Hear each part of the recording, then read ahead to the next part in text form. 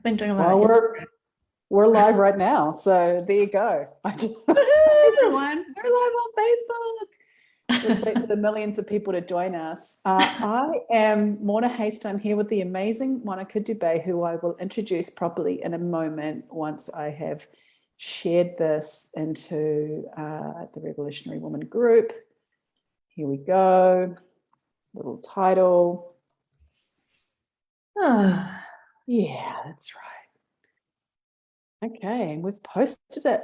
Hey everyone, welcome to today's 3 Questions Live. I am Morna Haist, the founder of Revolutionary Woman Global, and today I am here with one of my favorite people, best-selling author, transformation leader, the incredible Monica Dubay. And I could say lots and lots of things about Monica, but she's going to say them herself when I ask the 3 questions. And again, for those of you who don't know, who haven't been watching this is a little challenge, a little adventure that I've set for myself to do these almost daily. So they're not daily, almost daily lives with some of the amazing women that I'm working with around the planet. And Monica is one of those women. Monica Dubay, welcome. Where are you tuning in from? I'm in Orlando, Florida, the Sunshine State. Yeah, it's very sunny today. Yeah. Oh, well, I'm in BC, Canada, which is not the Sunshine State. It's the rainy state. The rainy state. Yeah. Monica, you wrote an amazing book, and Monica's book is amazing. you're looking around for it. I have it. Yay. Here's one Heal that your Monica mind, said earlier. life. Heal your mind, heal your life. Monica. Oh. It says bestseller on the new edition, but there it is. So it should say bestseller. I love it. Well, I'm going to start off with a big gun question. Monica, what does it mean to heal your mind? Oh God. All right. Well, let's just go right there. It's so it's, it has to be, we're a very undisciplined race, I have to say. Human beings, we don't know how to discipline our minds. We don't know how to think straight. We're very confused and in a state of chaos most of the time. But those of us who have really embarked on finding the answer to the riddle of ourselves, like who I am and what am I doing here and what's the meaning of all this, which happened to me when I was 30, because I was super depressed and I was huge imposter syndrome, was working on Wall Street in banks and insurance companies. And it just what? Yeah. I actually can't picture you on Wall Street. That's cool. Oh, it was crazy. Yeah. I was getting my nails done and but I was like, who am I? Because I had a master's in music. I wanted to be a musician, classical musician, and it didn't work out. And so it was super depressing. Over time, I just got gradually more and more and more depressed, and I couldn't find the answer to what is causing my depression. I didn't know. And so I looked and looked, and I tried psychology, and I tried going back to the Catholic priest. Even I went to doctors, and I couldn't take the drugs. I didn't want to do that, thankfully. And I think I just realized, I need to know. And it dawned on me to go to like health food stores and stuff. And so I did, and I found a little book, You Can Heal Your Life by Louise Hay, which we all kind of know is like the beginning of it all. Yeah. And then she referenced A Course in Miracles, and I started sleeping. I started doing the lessons and sleeping at night, which I wasn't, I wasn't sleeping. I was really, really depressed. And my mind just lit up. Like within a couple of months, I was like, oh my God, I found it. This is it. And I sent it to my mom, and I sent it to my sisters, and they don't think I was crazy. And like, all right, well, anyway, so the answer was, you got to train your mind in a systematic way to undo this, to really systematically undo the thought processes of suffering. And 365 lessons, and you do one every day. And it just worked for me, I think, because I was really, really desperate and ready. And I was asking for it, like really asking for it. And I'd been raised Catholic, and I'd left the church at 18. And, I was probably like 28, 29 at this point. Yeah. So that's how you train your mind. I mean, to me, you've got to find something that's systematic. You can't just pray. You can't just meditate. I mean, you can, but it's so slow, right? It's just so slow. You need it. I think the course is here. Well, it says that it's here because it's a speed up. We're all waking up much faster than ever before. And especially since 2012, there's so much energy for this, and we get to go home and be free. I love what you're saying about systematic, and what I really want to pick up on is what I heard you say is that you started doing this daily. So you were doing this every day. So every single day you were giving your mind an alternative pathway to go down, right? Morning and evening. Yeah. It's very direct. There are instructions in every lesson. It's like, think this, say this to yourself today, like on the hour, every hour. Or it would say, like, do this for 5 minutes today. That's it. At the beginning, it's like 5 minutes for the whole day. That's all you have to do. But I was so dedicated because I was in pain and I really wanted to be free. I did it for longer, and I read the text too. I did, there's 3 books. So I read the text and I did the lessons. And then at night I read it too, so that my mind would be, cleared of whatever was going on, and I slept. Boy, it was so nice to get a good night's sleep. And I started telling people about it, and then everything started to happen with this inner voice started speaking to me, and I got really intuitive. Yeah. Wow. So that was my next question, is what did start happening in your life? How did your life begin to take a new direction, and what did that look like? It was so powerful. So a couple of months later, I felt like on top of the world, and the voice started speaking to me like, you're going to quit your job, you're going to go work for Marianne Williamson, and you're going to do this and do that. And I'm like, what? Who said that? Are you serious? But I had been going to her lectures in town hall, and this was before she became a famous author. And it was just like, okay, so show me. It was a little scary for me to listen to that voice, but I did it anyway because I was okay. Whoever said that, thank you, because it worked. I mean, I found out that she was looking for somebody to help with this organization she was just starting, and it was for people with AIDS, and it was really like at the time when AIDS was huge and people were dying, and kind of like now, but it was really powerful. And I gave up my tech career. I was in the tech field and started going and helping volunteers. So I was like the coordinator for volunteers for this organization. And when I told her about it, I ran into her in the bathroom at this event I was at, and I said, I wrote you this letter because this voice keeps telling me I'm supposed to work for you. And I go, it's kind of weird. I don't get it. And she goes, oh, just get used to it. That's how this works. So I laughed and I went, oh yeah, okay, cool. And sure enough, I worked there for a year. And it was really different from working on Wall Street, believe me. It was really fun because I was working with people, and I was helping people get what they need, people with AIDS, like get their houses cleaned, and their people, just have people visit them, things like that. So it was really cool. It's so interesting. I'm actually noticing my internal responses and my internal dialogue, which is something along the lines of, why did you say 3 questions in 15 minutes? Because I've got so many questions that I want to ask you. So I'm just going to say right now, we're going to do a follow-up interview, everyone, because I want to find out more about that discussion with Marianne Williamson in a bathroom. I mean, come on, you just drop that in, in the second question. I'm right.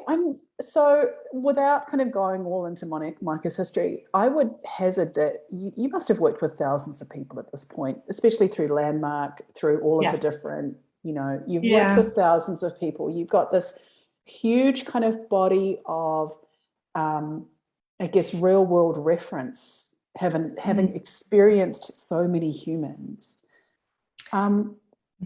Well, I've got a question from it, because this is question number 3. This is question number 3. Oh, and there are so many questions coming through that I could ask you, but it's some version of what do you know for sure about human beings after working with so many of us? What do you know for sure about what makes us tick and what makes us change? I think we get to the end of our pain. We get to the end of the suffering, and we just choose there's got to be a better way, which is really how the Course in Miracles came in. There was 2 psychologists, and they just, all this infighting at the university where they were teaching, and they're like, we got to find a better way. And 2 people decided, well, if you find it, let me know, I'll help you. And then there was that agreement to work together. And then Helen Schuckman just started hearing the voice, and it was like, I keep hearing this voice. It's telling me to take notes. And their friend goes, why don't you take notes? But it freaked her out, like I'm an academic. This shouldn't be happening to me. But she did. And together she dictated the Course in Miracles over 7 years.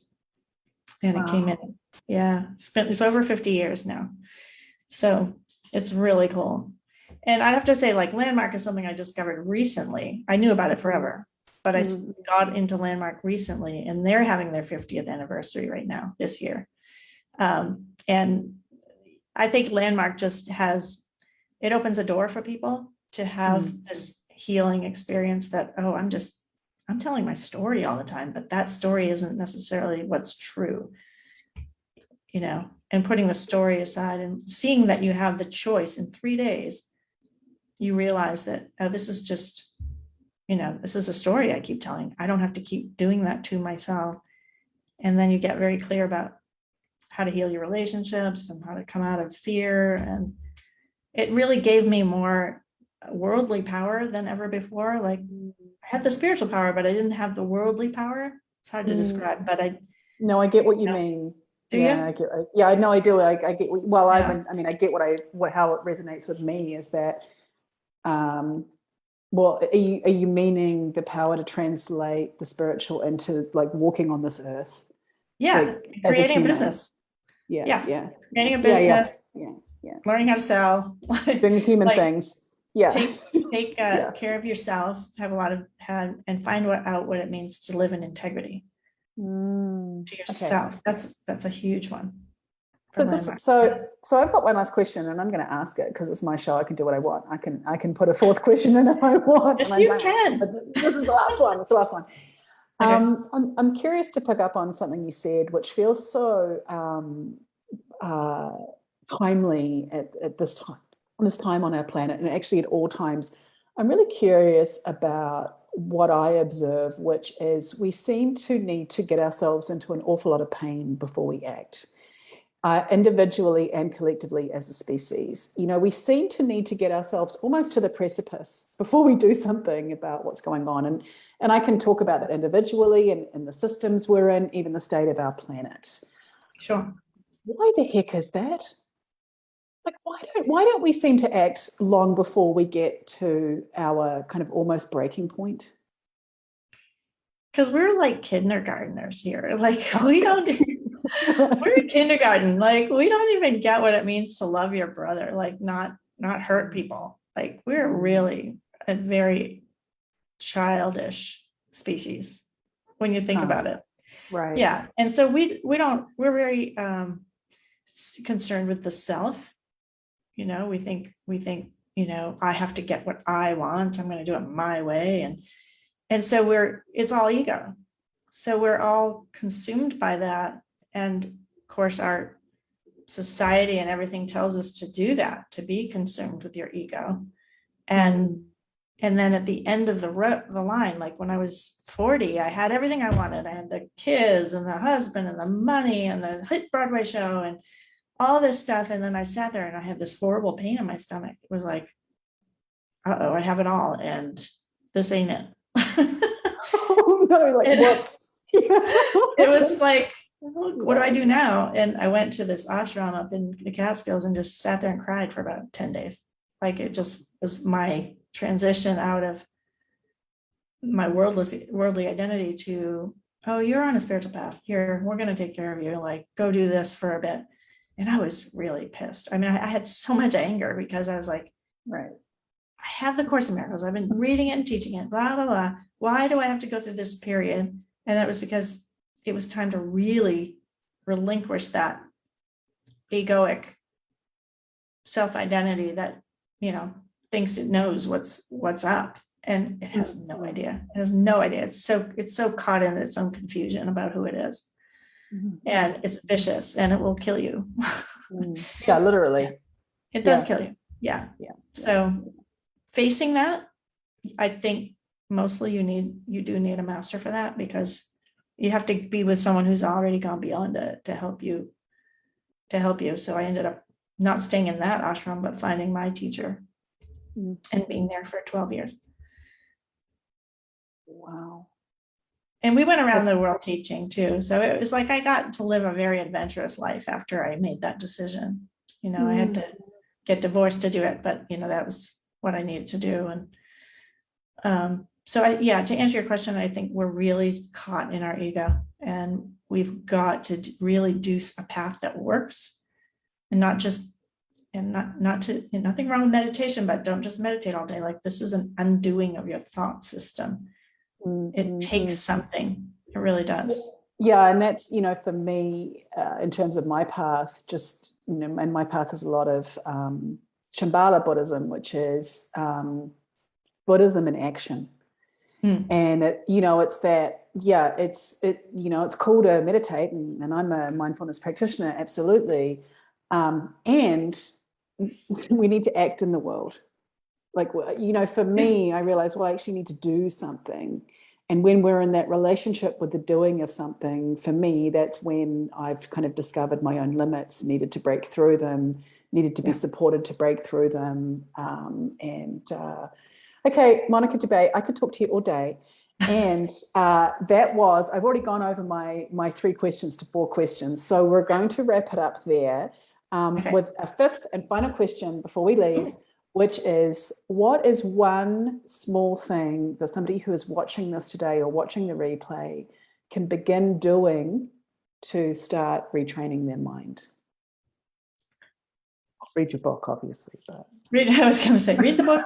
But the book is an opening to the idea that you can relinquish your fear, your judgment, your guilt. You can do that. And I reference the course all through it. I would say, call me.